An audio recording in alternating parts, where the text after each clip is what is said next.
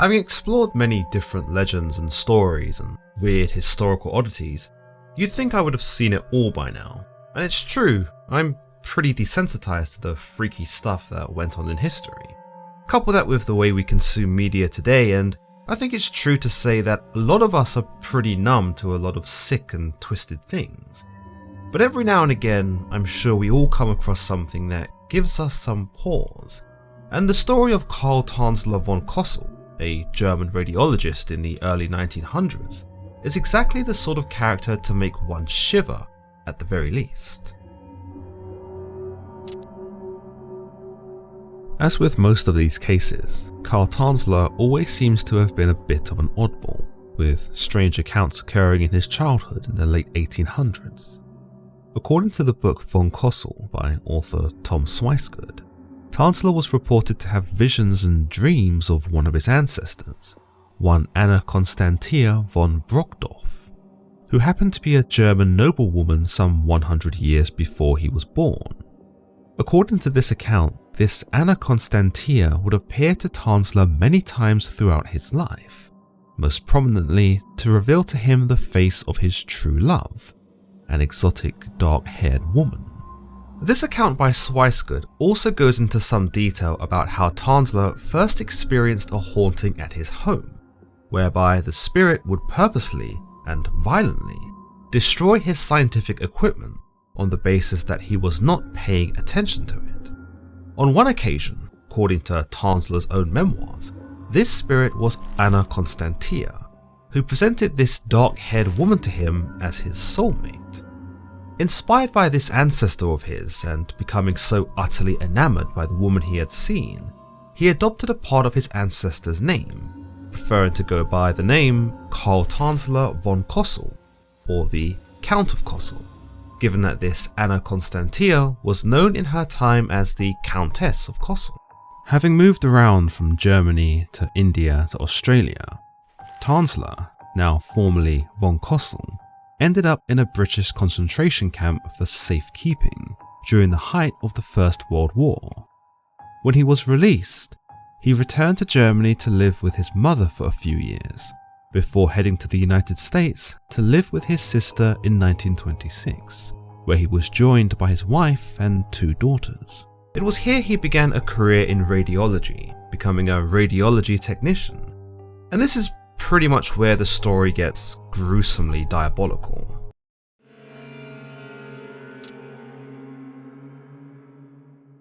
Whilst working at the Marine Hospital in Key West, Tanzler would encounter one Maria Elena Milagro de Hoyos, a Cuban-American woman who was brought in for examination for suspected tuberculosis.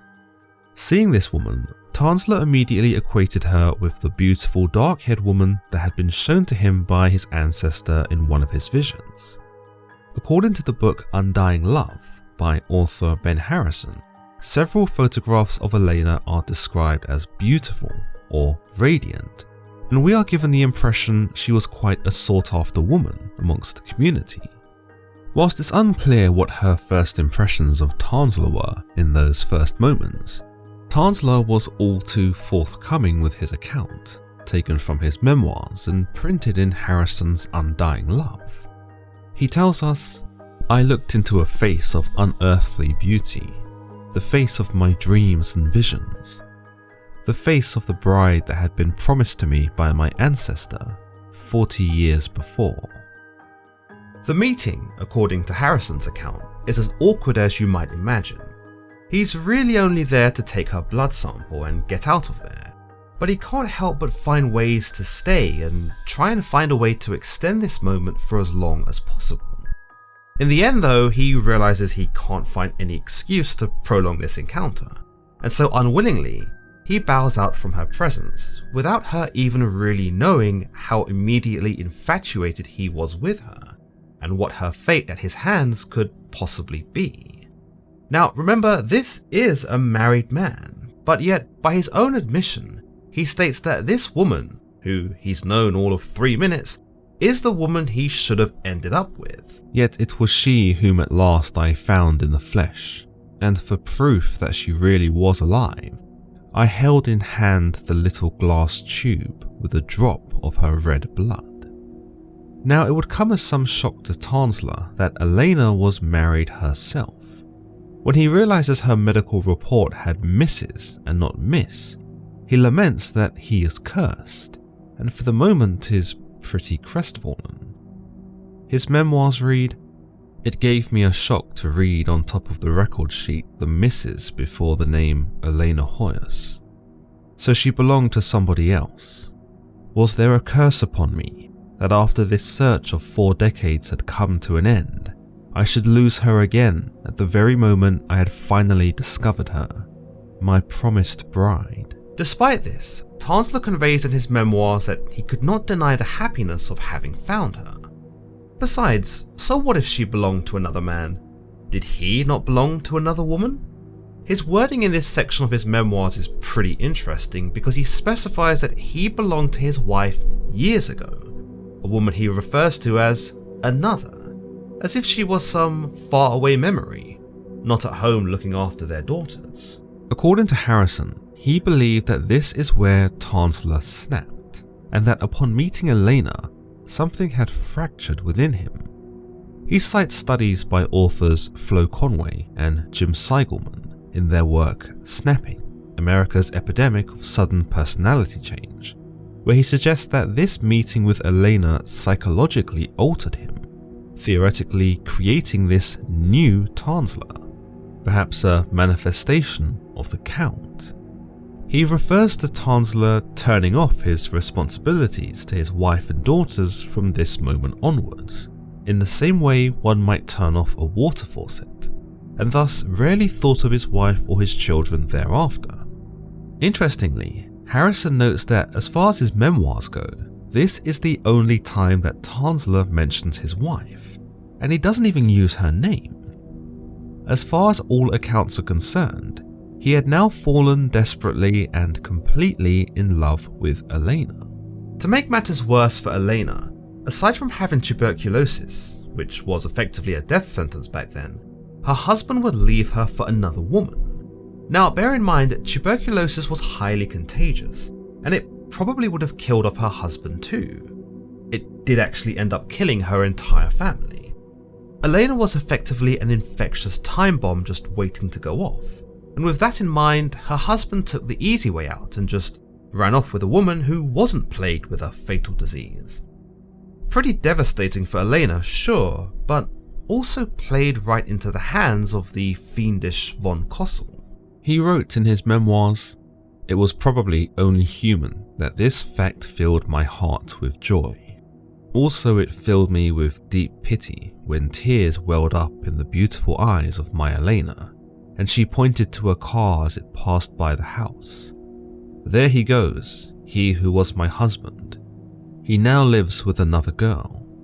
Impulsively, I took her hand between mine and said, "Don't worry over it, and don't worry about anything anymore. From now on, I am going to take care of you." She thanked me with a happy little smile, and like a child, she said, "Yes, doctor, I'm sure you will."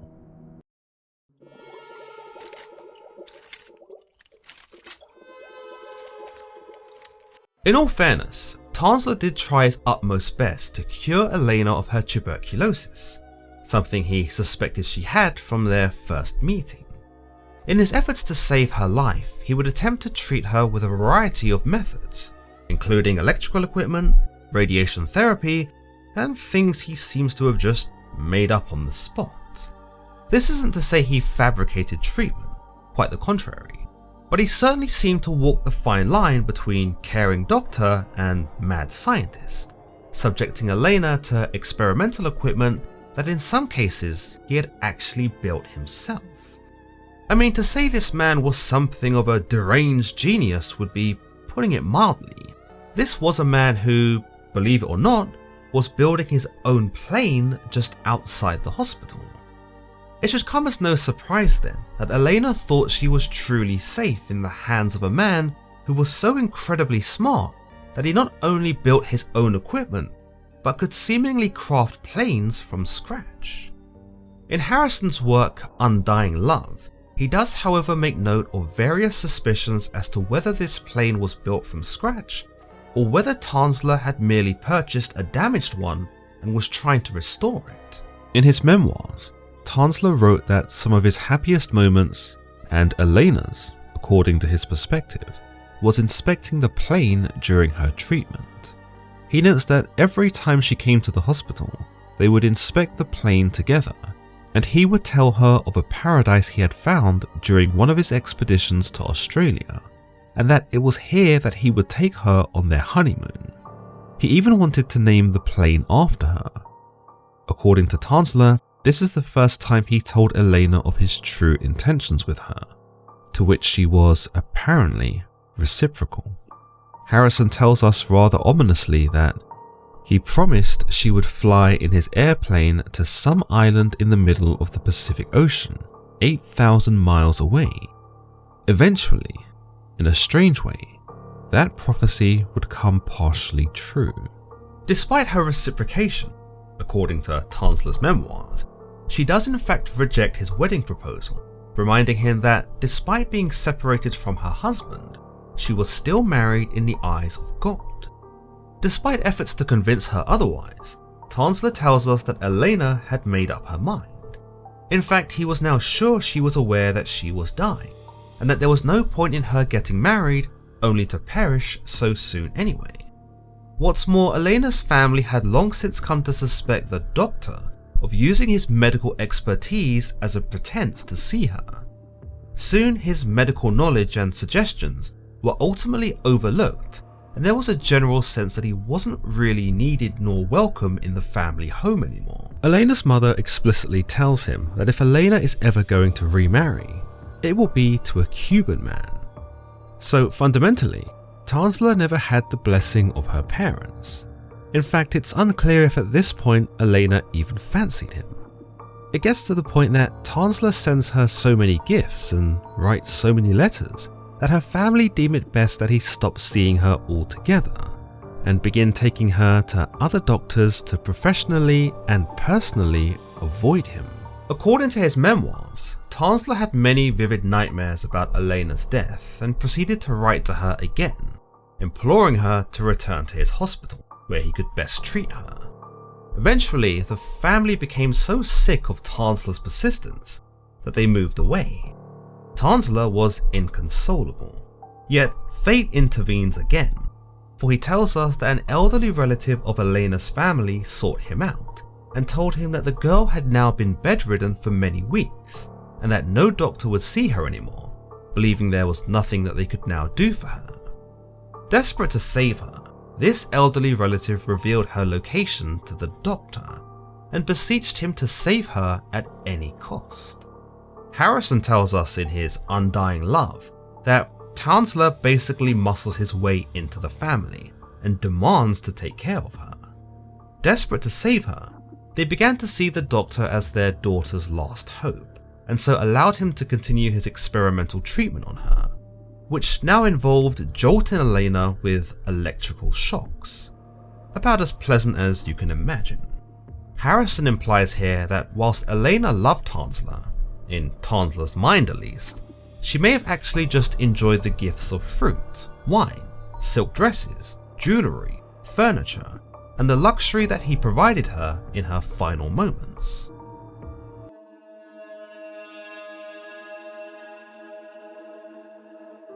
When Elena inevitably died, Tanzler blamed her family.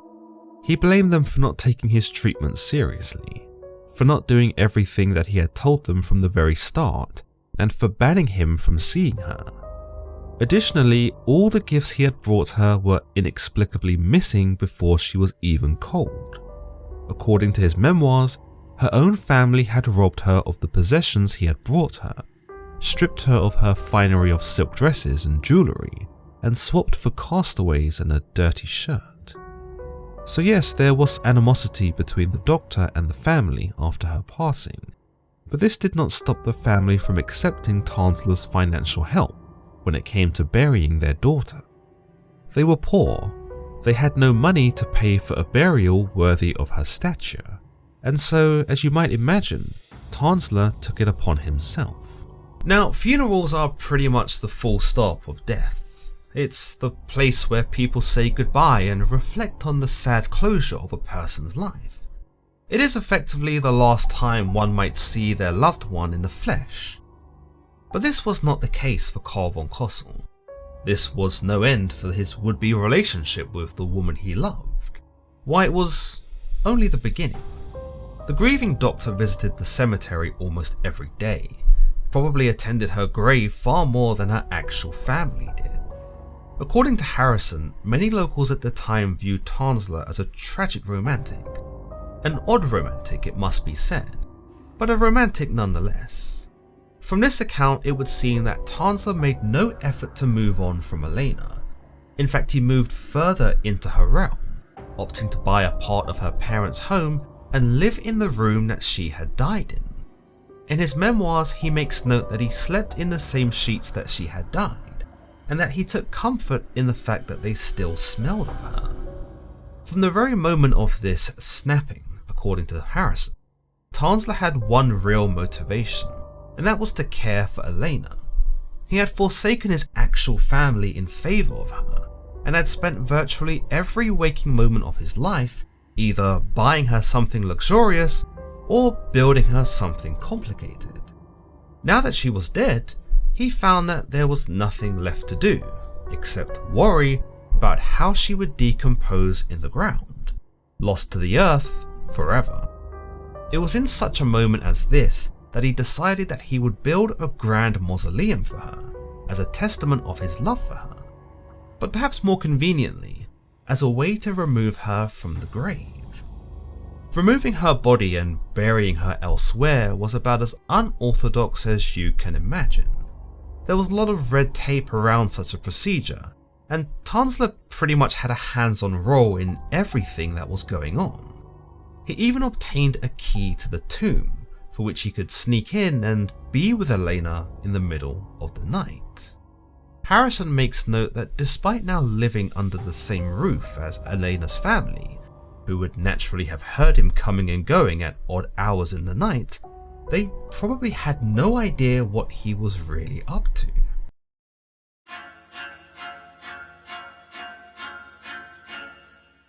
According to Count von Cosel's memoirs, the internment of Elena's body was just as grim as you might have expected. Decay had set in a most disheartening manner. Only with the greatest care was I able to peel the pieces of textile from the body. This took hours. Having sprayed the body all over again, I now prepared to sponge her face with specially prepared solution, and also her hands and feet. With dismay, I discovered that in view of the damage already done, much more cleaning was required than could be done in the one night I had the morgue at my disposal. It's bizarre that he was even permitted to be involved in such a process. Granted, he owned the tomb in which she was buried, but it's wild that they would allow him, accompanied by what seemed to be a mortician, to conduct the work himself. Harrison tells us here that despite being a bit of a stretcher of the truth, what he speaks about in this passage is probably true. He submerged her body in a homemade incubator tank and filled this tank with preserving solutions, those he describes as antiseptic and nourishing for the body cells. When the tomb was complete, von Cosel tells us that it was a sight to behold, and that people often commented it looked more like a summer home than a place of death. Harrison describes it as the Taj Mahal of the cemetery. So grand was its design compared to anything else in there at that time. Of course, with the tomb complete, the grieving doctor was left once more with nothing to do. For 18 months, he came like clockwork to sit inside the tomb, where he would take his place in a small chair beside her coffin. One day though, he fell asleep in his chair and was awoken by a loud boom. At first he believed some children had been playing a prank on him, but there he found to his amazement all the locks on the coffin, of which there were 50, had been unlocked and released. Standing there in the semi-darkness, I smiled. I remembered how fond Elena had always been of the fun of a practical joke. This breaking of the locks looked very much like Elena to me. Perhaps she thought it funny to jolt her bridegroom in this manner, who had dared to fall asleep in her presence. At this moment, von Cosel tells us that he heard scratching from within the coffin, the nails of delicate fingers scratching to get out. In a panic, he opened up the coffin and found that whilst there was no reanimated form of Elena, there was a peculiar smell. Not the rot and decay that one might expect to smell of a coffin, but an odour belonging to a young woman's skin on a warm day. This was confirmation to von Cosel that somehow Elena was in fact still alive. Thereafter, he began talking to her whenever he visited, which was every day. Harrison tells us that there was even a report of him having installed a telephone within her tomb, so that he could call her in the event that the weather was too bad for him to visit. He started to hear her voice, literally hear her talking to him in response, and remarked that she sounded very much alive. What's interesting is that in his memoirs, Tanzler actually recognized how crazy this all sounds, yet still finds a way to justify it in his own head. If this appears a strange or crazy thing to do, let me repeat that once in India, I had lain for dead myself and had thought I still were in my bed, whereas in reality, I had already been placed into the morgue. From this, my own case, and from many others on record, I knew that death is not the end of life, and that resurrection from the grave is actually a possibility. Harrison makes note that anyone who happened to be passing her tomb on a late night in the cemetery would have undoubtedly quickened their step. To have heard the Count's talk and laughter echoing off the walls inside the tomb of the dead Elena would have been the most disturbing thing indeed, and yet to von Cosel, it was as natural as conversing with a real, living person. Sometimes I carried things from the hardware store which I need for my plane. Invariably, Elena would ask me, "What is that paper bag in your right coat pocket?" And I would laughingly explain, "Oh darling, those are screws and little brass nails I need for your plane." Yet von Cosel isn't as completely gone as you might think. He does tell us of another spooky account that occurred within the cemetery, suggesting that whilst he appeared to be quite comfortable in the tomb with the corpse of Elena, there were other unexplainable phenomena in that cemetery that stayed with him forever. I changed my visiting hours further into the night. It was the time of the full moon, and the cemetery was almost as brightly lit as in the daytime, so it could not have been my eyes that deceived me when on my next visit, I saw a veiled white figure at the entrance of the tomb. As I came near, it started moving, as if it had been waiting for me. I hastened to meet her, but when I was only a few yards away, she disappeared through the locked door. For years, Elena had been entombed, and so it was only natural for von Cosel that in all this time, surely the dead would wonder where they were, what had happened, and why they weren't living anymore. Von Cosel claimed that all these questions Elena had asked him, and he answered in what he believed to be the truth. No, she was not dead. How could she be dead if she could talk? She lived in a house that he had built for her, and though he couldn't stay with her, he would visit her every day. To this, Elena was said to have been unhappy. She wanted the doctor to take her home, to care for her, to be with him as per their imaginary wedding vows that von Cosel had believed took place on her deathbed. But no, von Cosel couldn't possibly bring her home. What would people think? They wouldn't understand. They wouldn't have heard her voice. They wouldn't believe in this so-called resurrection. Besides, there was no way to move her back home with him, was there? For better or worse, Elena had a plan for this skeptical Count. Unmistakably, Elena's spirit now used the full extent of its power over my nervous system. She directed my every step. I merely acted like a radio receiver to the waves which came from her. It is here that we see the Count commit to his most audacious move yet, a move that would cement him in Key West legend for all the wrong reasons. The way Tanzler tells it in his memoirs, you'd think it was a magical fairy tale-like endeavour. He speaks of the coffin following him, when in actuality, he would have had to have put every muscle to work in lifting something so cumbersome and heavy.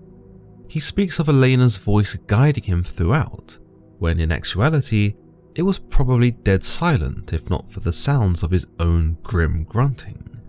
He speaks of the whole thing being a spontaneous, ethereal affair, when in actuality, this would have been fairly premeditated, requiring him to bring a wagon, rope, cushions and blankets. Moving a body into an incubation chamber was one thing, moving it out of the cemetery entirely and into an accommodation he had rented was a whole other thing altogether. Harrison is quite concise in his description of Tanzler's creepy quest. He tells us he loaded his darling bride onto a little wagon he had purchased and placed rubber cushions on either end. The blanket with the crucifix on top was tied around the casket with the rope. Satisfied there was no one watching, he pulled the wagon from within the mausoleum. Their remarkable journey had begun. Of course, this journey would not be without mishaps. In fact, quite the mishap transpires indeed. He struggles to get the coffin over the cemetery wall, and with his efforts, the ground beneath him gives way. The coffin falls on top of him, squashing him, pinning him to the ground. Whilst he's able to lift it up and off of himself and miraculously is able to get the coffin over the wall, Harrison let us in on a rather grim detail that the casket had leaked some bodily moisture down his neck and left him stinking something foul. In his own words, Tanzler tells us that the accommodation he had rented, seemingly for this purpose, did not have working water facilities, and so the only way to have cleaned himself and rid himself of the stench was to douse himself in a bottle of whiskey. Harrison refers to it as a painful conclusion to the perfect escape, but at the very least he had been successful in his mission. He had liberated Elena from her tomb and now had her housed in a more appropriate accommodation for his living bride. Alas, she could not stay there though. By the end of the next day, Tanzler had already hired a sedan and, under the shroud of stealth, was able to drive Elena's corpse to the hospital grounds, and then safely to his wingless plane that was still parked there. Everything went fine. I arrived at the hospital grounds where the plane was without incident. This part of the hospital grounds, being behind the morgue, was quite deserted in the evenings. Undisturbed, I now had moved my beloved into the cabin of the plane. She now had taken full possession of it. Tanzler went about his days as usual thereafter. No one could have possibly expected that he'd unearthed a dead woman's body and relocated it so as to secure his own personal access. Indeed, his days might have been usual, but his nights certainly proved to be the stuff of nightmares, and something almost reminiscent of Dr. Frankenstein. On the dead of the first night, Tanzler would remove the screws of the coffin lid until he reached the final 4. Then, after locking himself in the cabin of the plane, he loosened the remaining screws and lifted the lid of the coffin. What he beheld was truly horrific. My very soul was tortured when I beheld her awful condition. I resolved that I would help her out of this awful mess at once. She was my beloved bride. My promise to take care of her was a sacred one. Bear in mind that at this point of seeing her again, Elena was 18 months dead. Therefore, you can only imagine the state of her rotten, discoloured flesh, her grim, sunken eyes, and the once expensive, now marred and tattered dress she lay in. The horror of seeing her this way was not lost on Tanzler, though you might wonder just what on earth was he expecting to find. I suppose a man who was convinced she was talking to him may have half hoped to have found her physically preserved, and just as he remembered, but the reality of her condition, that being death, seems to jolt him, if only for a moment, of the reality of the situation. But his madness reclaims him just as quickly, for in a matter of moments, he began to remove her slimy, mouldy dress that was now mostly in ruin, and prepared a solution to dissolve the rags that were stuck to her skin. He then uses a fennel solution to disinfect her body and remove the odour, before washing her thoroughly and draining the coffin of moisture and residue. Now to you and I, this would be the most gruesome and sickening task, but for Tanzler, only one of these aspects of corpse restoration seems to have really bothered him: Elena's eyes. And when looking so long and deep into those black openings, where once her beautiful eyes shone bright, it was strange indeed. It seemed as if a pair of pupils were forming again, deep inside, and were looking at me as from the bottom of a well, straight and seriously. Tanzler was reportedly said to have used his position at the hospital to order glass eyes, for which he used to fit into her decomposed sockets as a suitable substitute. After this, he dressed her in a bridal gown, adorned her head with a golden tiara, and generally spoke as if she was now suddenly revived again. Though he did express that Elena had her insecurities. She was worried that he wouldn't love her anymore, now that she was essentially a decomposing corpse, to which Tanzler assured her that he couldn't have loved her more even now. In fact, he was willing to demonstrate his love for her by way of physical affection, then kissing her dry lips and breathing deeply into her lungs until her bosom rose. I unpacked her bridal gown and covered her body with it. I draped her with the silk veil and adorned her head and hair with a golden crown. She looked so wonderful now. I could not resist the wondrous spell, and trembling with burning love, I sank into the coffin with her and kissed her as if she were alive. Ben Harrison tells us that von Cosel had come to be something of a believer in Brahmic Hinduism, and that one idea from this religion had a profound effect on him. According to his understanding of a Brahmic lesson, a person suffering from an incurable disease like tuberculosis could be healed of that disease if they were buried in the earth for a year. Upon being unearthed after this duration, they would be healed and effectively begin a second life. The only issues with this theory is that no one was willing to try it, and that the chemicals used by embalmers were too toxic to sustain life, and enable the resurrection, if you will. This would explain why von Cosel had given such strict instructions to the embalmer when they had placed her in the tomb. Yet despite adhering to this set of ideas, it's hard to imagine that even von Cosel himself was convinced that this experiment was successful. Every evidence he beheld pointed to the contrary, and yet he seemed quite content to pretend otherwise, and seemed to continue his work as if the breakthrough of her awakening was just around the corner, regardless of how graphic and diabolical it became. Her beautiful hair also needed plenty of washing, as it was still partly glued together and to her scalp. By further examination, I was not surprised to discover small maggots of the gnat larvae type, which were feeding on blood around her head and ears, and on the surface of her abdomen.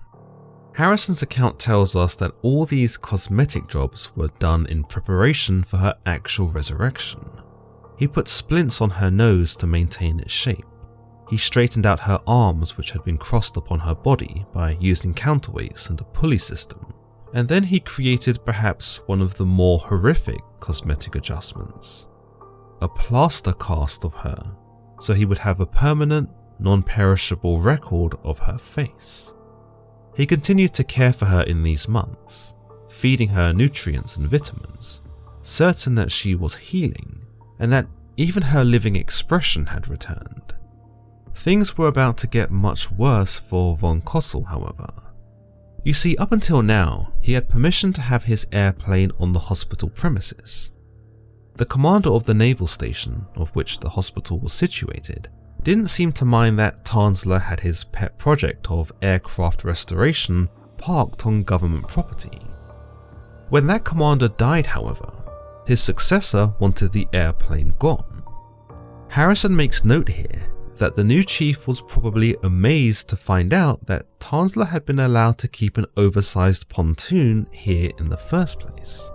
You can only imagine his reaction if he learned that there was a body in there as well. In any case, there was no other course of action for Tanzler except to move the plane. So he forged quite the daring mission. He first hired a truck and then contacted Mario Medina, the husband of Elena's sister, and rather audaciously asked him to give him a hand. Mario agreed, having no idea what was inside the cabin of the plane, and so they hooked the plane up to the truck and started driving it down the street. Amazingly, Harrison tells us that the sight of this giant plane rolling down the main streets of Key West had the effect of creating a festive, parade-like atmosphere, where children ran alongside the plane and people cheered it on. Harrison tells us that Mario even sat on top of the plane and waved to people from it. Eventually, they reached von Cosel's new residence, a secluded dead-end zone close to the shore, perfect for a man who was up to no good.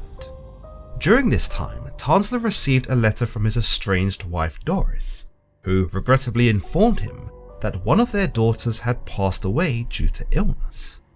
Now, you would think that this would be enough to spur Tanzler into returning home to comfort his wife and remaining daughter, or to at least attend the funeral, or maybe even send a letter back. But Count von Cosel had more important matters to attend to: the resurrection of his one true love, Elena. Therefore, he sent his grieving family no money, no condolences, didn't even attend the funeral, and didn't even reply back. His family, it would seem, were, ironically, dead to him. Harrison tells us that Tanzler's new residence was merely a rundown shack that had been a part of old butcher pens. This was by no means the elaborate castle he had envisioned for himself and Elena, but it was remote enough that he didn't have to sneak around as much.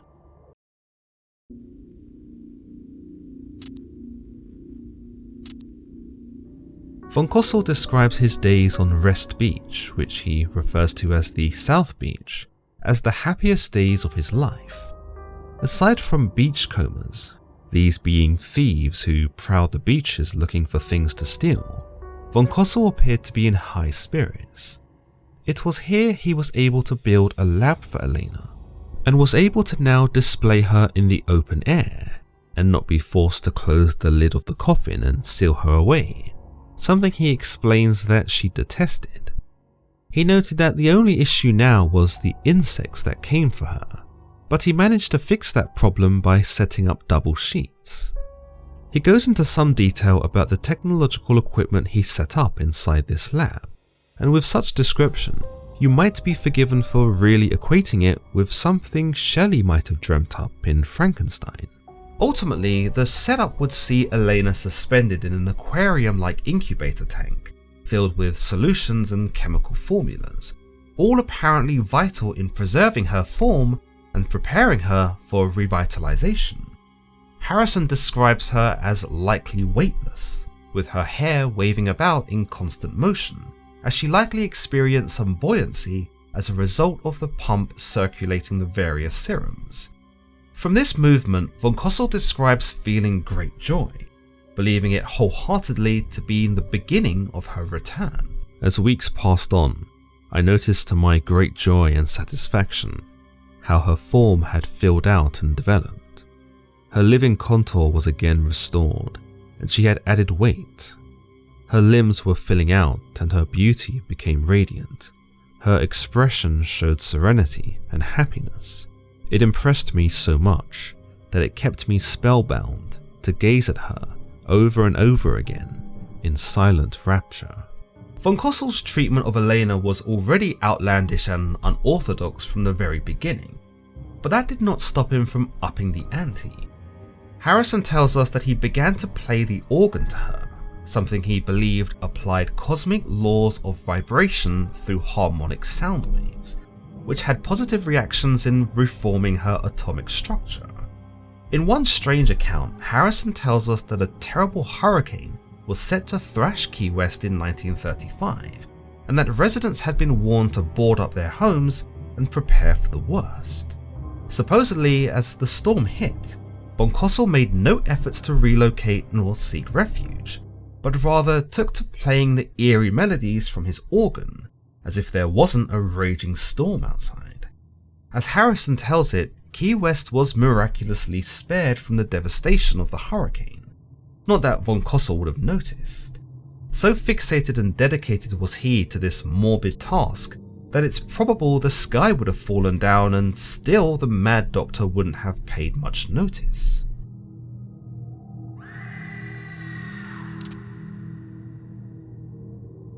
By 1936, von Cosel would go through another detrimental setback. After the storm, the governmental cleanup of the beach made it so that there were more people in this secluded space than there ever were before. Suddenly, von Cosel no longer had his private space away from prying eyes, and no longer had the ability to use the incubator tank, for fear of being discovered. Therefore, a new abode would need to be acquired, but this was no easy task. Von Cosel notes in his memoirs that houses were hard to come by in those days, and that when he did find one, there was still the matter of transporting his 30 trucks of equipment, the plane itself, and of course, Elena. What's more, he was let go from the hospital due to budget cuts, and was pretty much just relying on his pensions thereafter. He lost contact with virtually everyone who knew him, and was said to have only been in contact with the post office, where he collected his checks. What's more, this new abode did not have enough space to install his power-generating machinery. Therefore, he could not set up the incubation tank for Elena, and thus feared she would not only begin to decompose, but possibly become infected. This began his effort to guard her from natural destruction. It also saw him begin to sleep beside her in the very same bed that she died in. She knew she was secure, and she looked comfortable and contented, just as if she knew. And I am positive she did know she was lying on her own mattress, on which she had died, and was inviting me to her side. Now I slept by her side to be close to her, and to protect her from insects and other dangers. Life here in this simpler abode was peaceful for von Cosel, who doesn't seem to miss any aspects of his previous life. Not his old friends, not his old job, and certainly not his wife and daughters.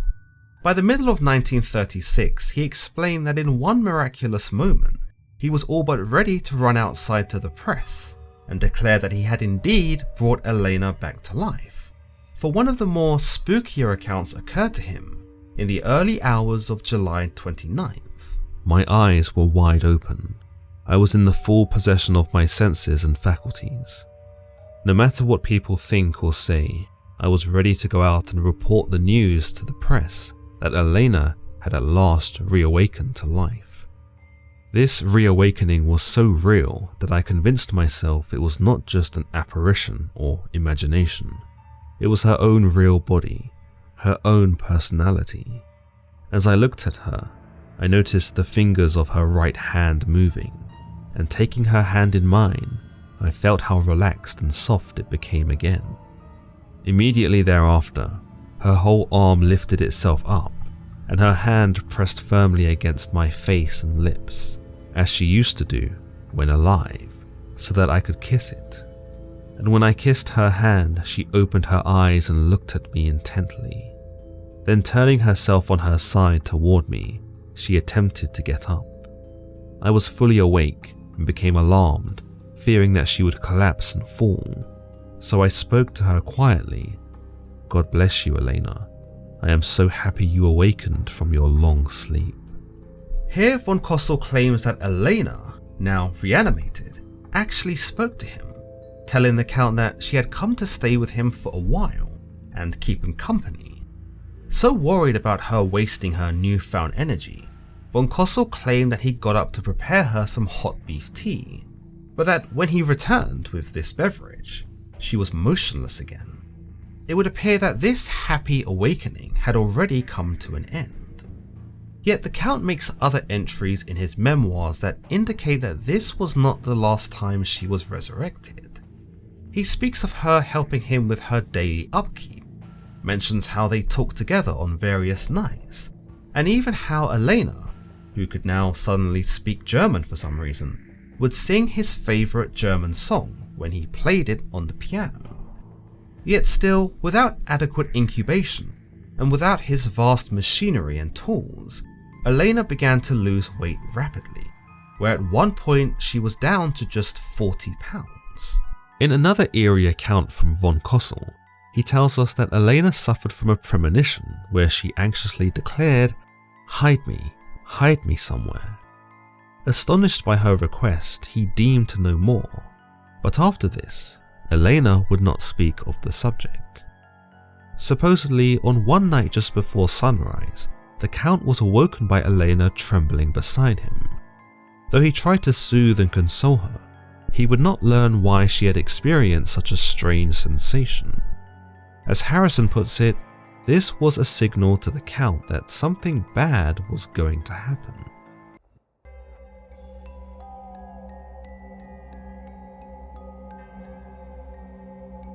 It was towards the end of September 1940 did von Cosel's terrible secret begin to catch up with him. By this point, there were already rumours going around Key West about the eccentric Count. Why was he buying all these things like enormous volumes of perfumes, soaps, and even jewellery? Just what on earth was he doing out there in this elusive house of his? In an area like Key West, where everyone kind of knew everyone's business, it would only be so long before the rumours started flying around regarding Carl Tanzler von Cosel's strange behaviour. Some believe it was a neighbour of von Cosel's who began bruiting these rumours, whilst others believe it was just mere kids spooking each other with tall tales. In any case, whoever began stringing these ideas together was obviously on the money. In fact, rumours became so prominent that it prompted Elena's sister Nana to investigate. She sent her husband Mario, the same Mario who'd helped von Cosel move his plane from the hospital, to report news that Elena's tomb had been broken into, and that the coffin had most certainly been tampered with. This would be the nail in the coffin, excuse the pun, for our diabolical doctor. He knew he had to get out of this somehow, and so when he presented at the tomb with Nana, Mario, and a few officials, including the Undertaker, von Cosel proceeded to gaslight Nana and accused her of tampering with the coffin in order to steal her sister's jewellery, the same jewellery he had brought her on her deathbed. What's more, the officials kind of sided with von Cosel, not because they believed Nana had done such a thing, but because they didn't think it was right to open up a coffin and disturb the dead. None of them were particularly fond of the idea of confirming if there was a body in there, because then they'd actually have to bear witness to the rotting corpse. On this occasion, von Cosel was able to escape scrutiny by playing up to Nana's hysterics, who was now suffering from tuberculosis herself, and was invariably going to die as well. But it would appear, according to his memoirs, that Nana was able to extract the truth from him when he saw that she wasn't this spiteful serpent that he had labelled her as, but in actuality was genuinely concerned about the eternal peace of her sister. When Nana was calm, she apparently spoke reasonably to the Count and begged him to open the tomb and see Elena. Otherwise, she would go crazy. If she could just see that her sister was alright, she would be satisfied.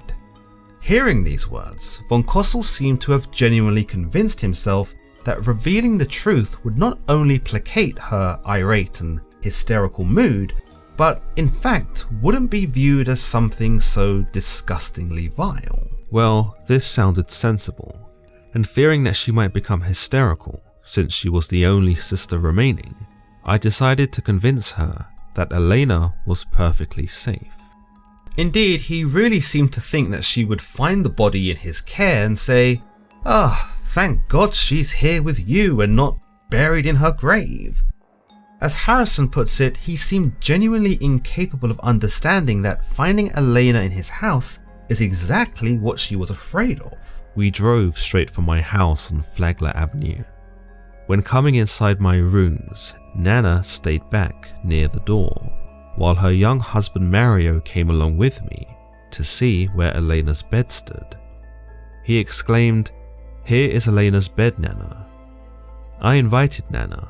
"Come here, Nana, and see how beautiful Elena is resting in her bed in her silken garments and with all her jewellery. Come and see. She could not have it better anywhere. I think that will pacify you now." This went about as well as you would think it would.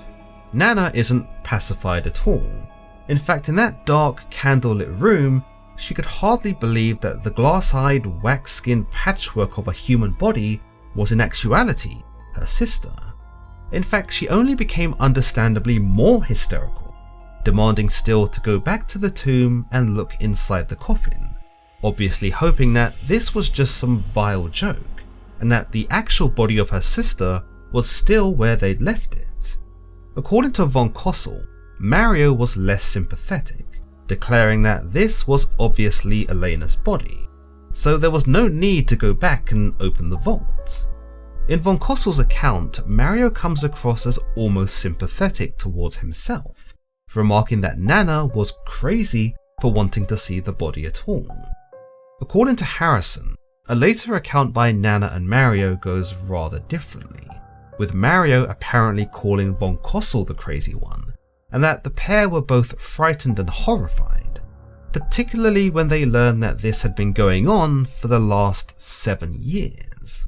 According to Harrison, when later testifying, Nana remarked, "It was the most grotesque thing I have ever seen in my life. Her hair was still on her head. She had glass eyes. Her arms and legs were like sticks with stockings. It was a monster. It was horrible. What I saw will haunt me for the rest of my days." Despite being caught in the act, so to speak, or rather, finally coming clean, von Cosel hardly seemed that perturbed that others now knew the truth. In fact, he gives way to malicious anger when Nana demands that her sister be returned to the tomb she was taken from. They both went to the car, but before going away, Nana called me. "I want you to put Elena back into the vault, but I want to be present to see that she lies in the coffin. Do you hear? Elena and I will go back to the vault together when our time is up, but not right now. I don't see why you should worry about her now. You never looked after her for the past 9 years. She has been under my care all these years. I have paid all her expenses, not you.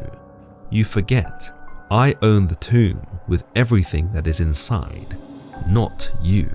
Here we see the real venom of von Cosel, perhaps a portrait of that same man who had callously abandoned his wife and daughters.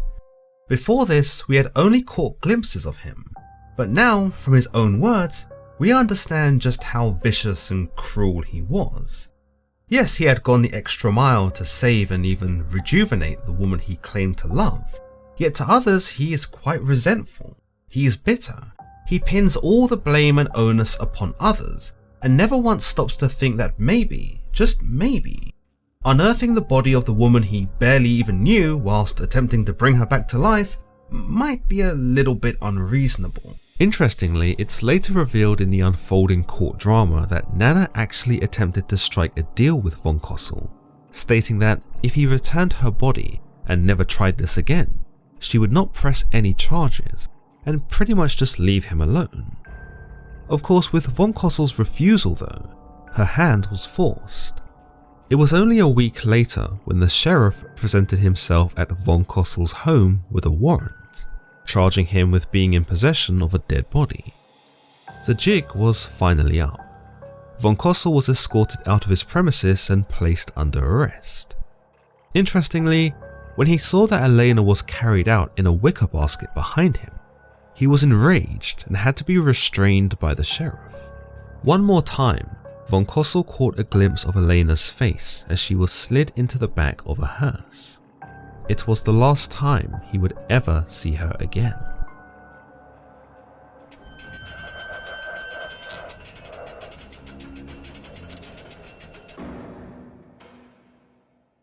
Seemingly overnight, Carl Tanzler von Cosel became something of a celebrity. From a solitary eccentric to an internationally known figure, everyone was talking about the doctor who slept with a corpse. Harrison describes this as flashbulbs from reporters continuously exploding around the courthouse in which he was detained, and that the news spread like wildfire across southern Florida that sent photographers and journalists into a feeding frenzy.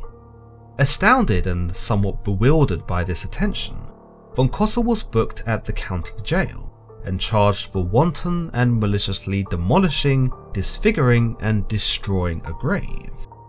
At this jail, von Cosel claimed to have at least one visitation from Elena, who adorned him with hugs and kisses, and told him to endure this struggle for her. Indeed, it would seem that being stripped from the corpse and planted in jail was not enough to separate von Cosel from his obvious delusions. In fact, you might say it only strengthened them. On top of this, he began to get several visitors from friends seeking to help him out, and then visitors from Elena's friends, who, remarkably, were somehow still consoling towards him. Interestingly, the public consensus to von Cosel in light of his gruesome misadventure wasn't exactly what you'd expect. Men and women were believed to show different attitudes. The men, whilst sympathetic according to Harrison, were not overly fond of the Count's shady shenanigans. Women, on the other hand, were believed to view the Count's actions as marvellously romantic, whereby many would visit von Cosel in jail. Apparently, at one point, there were so many women coming to see von Cosel that the jailer had to put an end to the visitations and allow von Cosel to only wave at them from the front yard. I went outside to the young ladies, all pretty girls, who shouted, "We have all come from Tampa to see you. We are cigar makers from the Tampa factory, and we have read all about you in the papers. We wish you luck, and that you will win out and get your Elena back." They were such a delightful, happy lot. When it was von Cosel's day in court, the hearing was anything but smooth. An emotional Nana took the stand first and proceeded to accuse von Cosel not only of unlawful internment, but also of necrophilia. According to Harrison, she was perturbed by the fact that the doctors examining Elena's corpse had not made their findings public and were protecting von Cosel, who was now being hailed like he was some kind of romantic hero. She even chastised those in the court who seemed to sympathize with von Cosel, exclaiming that they were just as sick as the Count if they believed there was anything honourable in what he had done. Von Cosel denied the claims that he had molested the body of Elena in any way, but this did not settle the unease around him, at least not for the judge. After revealing everything, including his own delusions about seeing Elena in visions before he met her, and seeing her come alive afterwards, the judge became convinced that this man surely required some kind of psychiatric evaluation. According to Harrison, this judge even put a hole in von Cosel's theory, reminding him that it had been 7 years, and in all that time she was still quite clearly dead.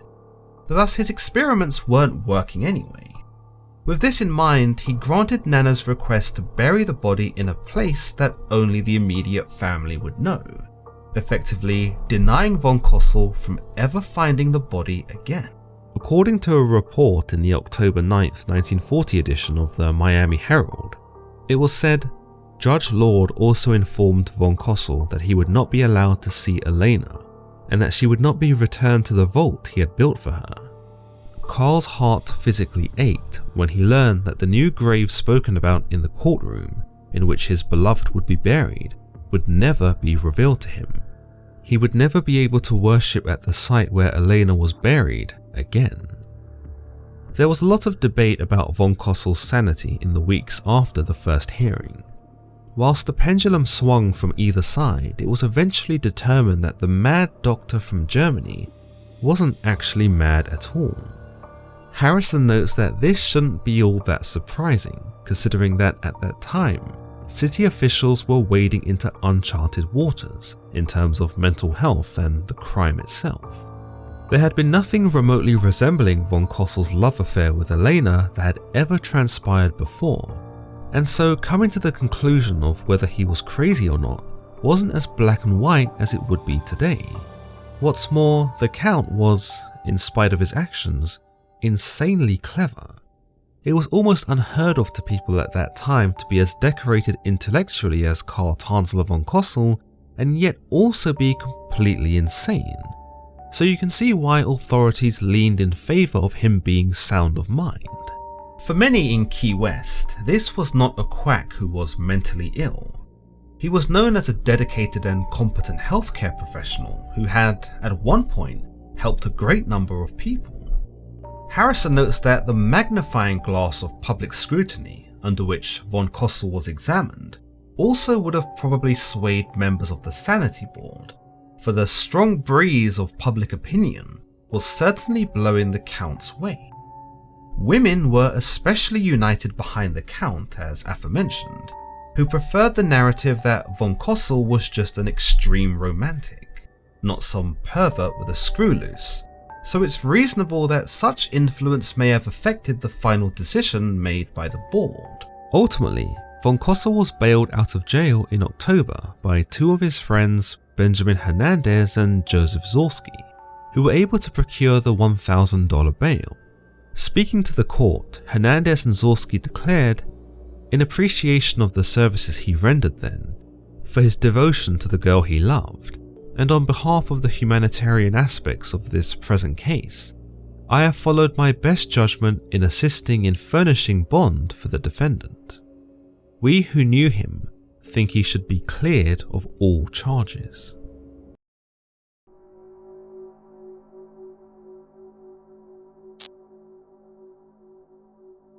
It was decided that very same month of October 1940 by the Monroe County Grand Jury that Carl Tanzler von Cosel would not be prosecuted even if he did commit the crimes he was accused of. The country solicitor, Alan L. Clear, stated that von Cosel could not be tried for moving the body of Elena Hoyas Messer because the statute of limitation had simply run out. Whilst the remains of Elena were given to her sister Nana to bury in an unmarked location, safely away from von Cosel, the obsessive scientist ultimately walked away from this case unpunished. As told to us by Harrison, most laws have time periods within which charges must be brought.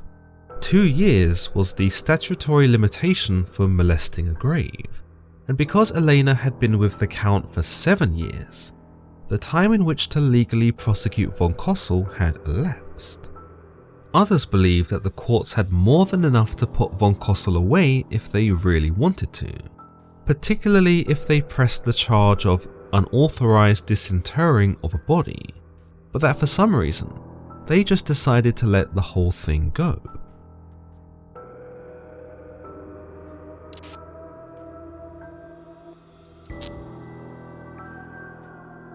The final effort to bury Elena was just as eerie and unorthodox as von Cosel's attempt to entomb her. Only 3 people were tasked with this burial: Key West Police Chief Bienvenido Perez, the undertaker Benjamin Sawyer, and cemetery sexton Otto Bethel. Given the circumstances, the fewer people who knew about Elena's final resting place, the better. They didn't want the risk of von Cosel somehow finding out the location and doing this all over again, so they decided on an extreme measure. Elena was to be dismembered, and what was left of her was to be placed inside an 18-inch square casket and buried in an unmarked location. The Troika then made a solemn promise to each other to never reveal the exact location of this grave to anyone. According to Chief Perez in his own words, the time was something after 3 AM on a dark summer morning. The place was a secluded spot in the Key West Cemetery, and my mission was to bury, in a secret spot which could never be found, all that remained of the beautiful Elena Milagro Hoyas. Ben and I had cut up with a hacksaw all that was left of the body of the beautiful Elena, which wasn't much, and packed the remains in a small specially made box, 18 inches cube-wise. Carefully, gently, for she'd been a dear friend, I placed the small box containing Elena Reawakens in the shallow hole I dug. Then we filled it in, tamping the dirt down with infinite patience. After that, we replaced the grass and other growth above the spot, until it was impossible to tell that a hole had been dug. That was important, for no one must ever know the resting place of Elena Reawakens, and to this day, no one knows but me. Ben's dead, Bethel's dead, and the secret will go with me to my own grave. By November of 1940, von Cosel, who was now a free man, was effectively bankrupt. He'd already long since lost his job at the hospital, but now he'd lost his home to vandals during his captivity. With the war restrictions, he had virtually no means of providing for himself. Well, almost no means of providing for himself. He began to offer guided tours of his infamous unfinished plane, charging enthusiasts and sympathizers $0.25 a person to be shown around. Of those who came to visit him and pay for this experience, von Cosel found some closure in the whole matter, telling us in his memoirs, "They were kind-hearted people, all of them, and full of sympathy. It made me feel glad after this unpleasant experience. Folks came to shake hands with me and to see the airplane and the organ, to take pictures and even movies in Technicolor. I took this as homage for my darling Elena, and it made me proud. Some asked for flowers, others took along some small, discarded, presumably musical organ parts. Ladies begged me for tiny bits of Elena's bridal dress for a souvenir. Even nails and screws of my laboratory were in demand. I hadn't thought I would like visitors, but as it turned out, they did me a lot of good." Yet in spite of his newfound fame, von Cosel would end up leaving Key West all the same. Despite this being his home, and perhaps more importantly, Elena's home, where she had lived and walked and talked, and where he had first laid eyes on her in the flesh, he had, by Harrison's account, become more of a tourist attraction than a man. Therefore, he made the decision to leave to return to another place he had once called home, in favour of a quieter life, Zephyr Hills. Never mind the fact that his wife and last remaining daughter was still living there, von Cosel saw this as something of a fresh start for himself. By this point, I'm sure we can agree he no longer thought about his wife or daughter at all. Therefore, Zephyr Hills was as good a place as any for the Count to spend the remainder of his days. He just needed to bring with him a few things: the organ, the plane, and truckload of other indispensable items that may or may not have belonged to Elena. What, you thought he was just going to leave these things behind? It was here that he also began to write his memoirs. Yet despite seemingly attempting to move on, Harrison tells us that von Cosel never really could get over what had happened. Colour me surprised. In fact, he was believed to be utterly wroth with anger over the accusations made against him, not just the ones accusing him of sexual assault of Elena, but the legal charges of wanton and willful destruction of the tomb. Considering he had paid for it and built it with his own two hands, as he's quick to remind anyone, this struck von Cosel as ludicrous and laughable, yet it did keep him up at night. In any case, the mystery around the Count, Elena, and the tomb itself would only get all the more crazy, for on the day that the Count left Key West for Zephyr Hills, just hours after he had left the city, Elena's tomb exploded. A headline in the local newspaper Key West Citizen read, "Von Cosel tomb smashed by explosion in early morning." According to the article, just 4 hours after von Cosel had left Key West, an explosion was heard throughout the city, which ended up being Elena's tomb. The Miami Herald corroborated the account, saying that the tomb was mysteriously blown up, but that whilst there was no evidence of a bomb, some officials deem that 2 sticks of dynamite had been placed on top of the vault. It was an eerie send-off for the Count, and perhaps made even more eerier by the fact that the police were unwilling to even try to investigate what had happened. This led to some being convinced that Elena's ghost was vengeful for what had happened to her, that this was a sign of her anger that the Count had left Key West and gotten away scot-free. Others were more grounded in their assumptions, whereby, according to Harrison, it was obvious to the locals of Key West that the Count had obviously set the dynamite there before he'd left, so as to show those who had tried to convict him of what wanton and willful destruction of a tomb really looked like. In fact, Harrison believed it was so painfully obvious that the Count was behind this that the police didn't even want to sully their hands with it. It's almost as if it was easier and far more preferable for the law to let von Cosel ride out into the sunset, with this being his final adieu to Key West, than it was to bring him back and trial him again.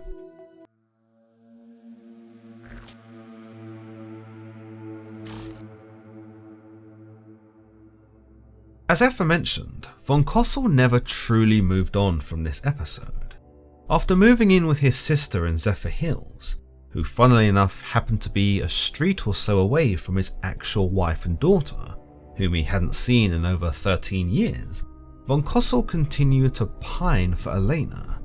After completing his memoirs and selling them to a publisher, he moved out of his sister's house and into his own residence, where he was believed to set up his new shrine to Elena. This consisted of a long table where Elena's casket was placed, which then held a remake of Elena's body and sported one of the plaster masks he had made of her face. According to one local in Harrison's book, many people in Zephyr Hills kept their distance from von Cosel, and while some were curious and even entertained him, many would shun him for having left his wife and daughter to fend for themselves. One local was reported saying, "You know, he used to take people over to his house and show them the replica he had made out of that girl." Whatever von Cosel got up to with his replica is probably best left to mystery.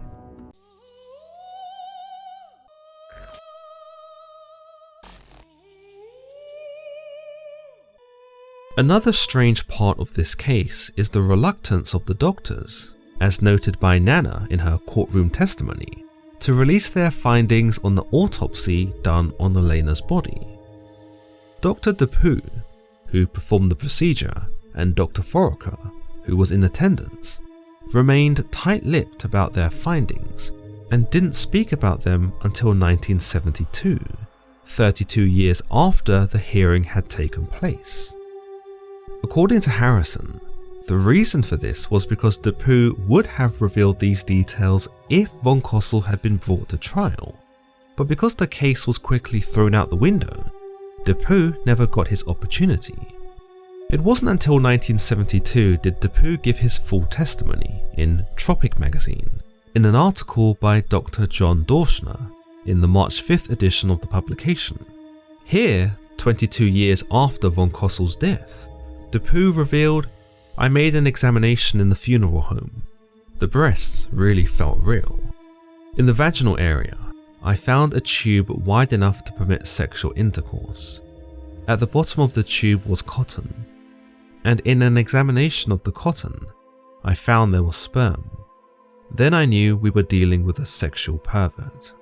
In an account by Dr. Foraker, Harrison specifies that the reason he didn't reveal anything about the pervertedness of von Cosel was because back in the 1940s, people just didn't talk about that stuff. He essentially states that doctors just kind of kept their mouths shut about this kind of stuff, so as to protect the families of those involved, and that the sordid details of what the Count had done to Elena's body were just simply left undisclosed, especially seeing as they weren't going to trial and there were no legal stipulations compelling them to speak about it. Like with Depew's account, Foraker's examination is very similar. "I attended this autopsy on the desiccated corpse, which had a reconstructed face, breasts, arms, legs, trunk, and a vaginal tube constructed so that intercourse could be simulated.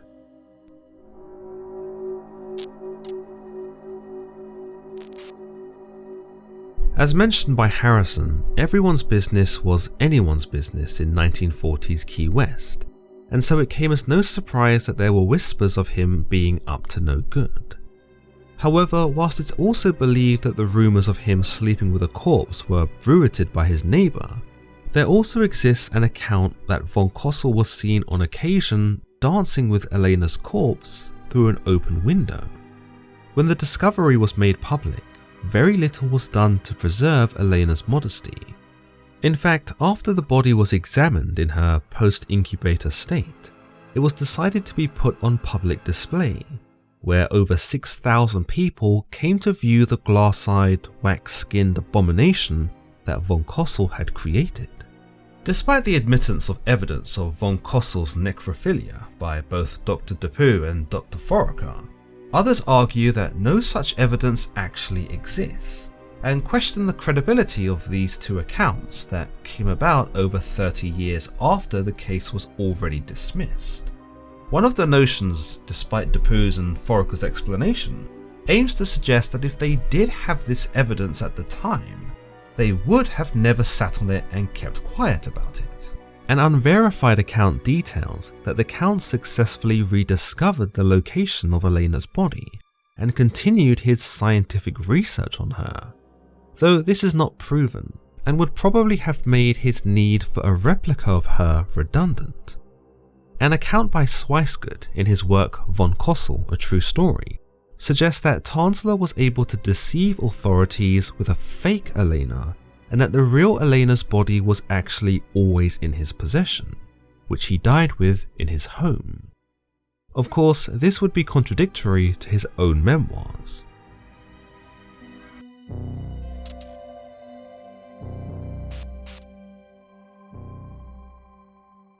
A tale which had captivated the world back in the 1940s may have arguably have been even more popular had it not been overshadowed by the events of World War II. It's a testament to how fascinating, perplexing, and utterly disturbing such a case is that it still lives in our collective memory today. In his work Undying Love, Harrison quotes from several journalistic and medical professionals who, regardless of the time period, are completely in awe of this case, stating that it is not only the most bizarre case of necrophilia that they've ever seen, but that nothing else quite comes close to it. It's no wonder then that we, the average people, are so morbidly interested and dumbstruck by it. It's interesting that in the 1940s it was heavily debated as to whether von Cosel was a perverted grave robber or a hopeless romantic. Modern societal attitudes make the answer to that question a bit more clear, but now we find ourselves arguing over a new facet of this eerie episode: whether von Cosel was a mentally sound man or a deranged fanatic.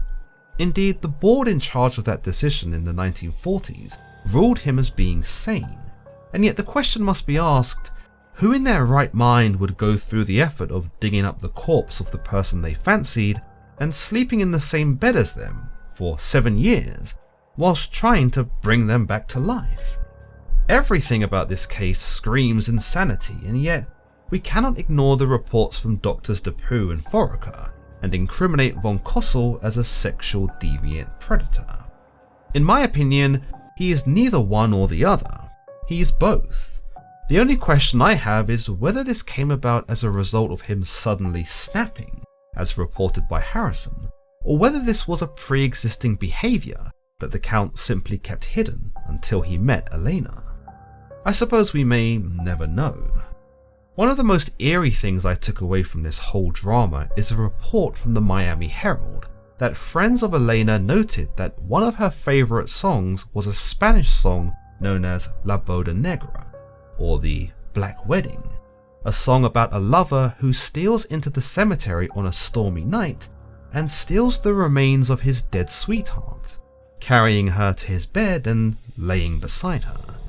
In his own memoirs, von Cosel described Elena telling him about this song and translating it for him on her deathbed, and that it had become their song. Perhaps it was the Germanic romanticism in von Cosel that allowed this song to resonate with him, and thus enable the horrifying things he did. Or maybe it was the madness inside of him that took this song to be some unavoidable premonition. On a night where thunder rode and lightning flashed, he broke apart the tombstone of her grave, and with his hands he dug into the earth, and in his arms he carried her away. By a flickering funeral candlelight, on his bed that flowers covered, he gently lay the body of his sweetheart, and said his wedding vows to his dead lover. On her head he placed a wreath of flowers. Full of love, he held her close to him. He closed his eyes as he gently kissed her. Never again would he awaken. Her rigid skeleton he embraced. Te quiero decir, te elijo a ti. Si me dan a elegir, te elijo a ti. Para poder vivir, te elijo a ti. Es lo que me hace sentir, te elijo a ti. Lo que siento es tan fuerte, imposible no elegirte, ahora que estás aquí. Lo que siento es tan fuerte, imposible no elegirte, ahora que estás aquí. Para poder existir, te elijo a ti, te lo voy a repetir, te elijo a ti, siempre voy a insistir, te elijo a ti, ya no quiero sufrir, te elijo a ti. Lo que siento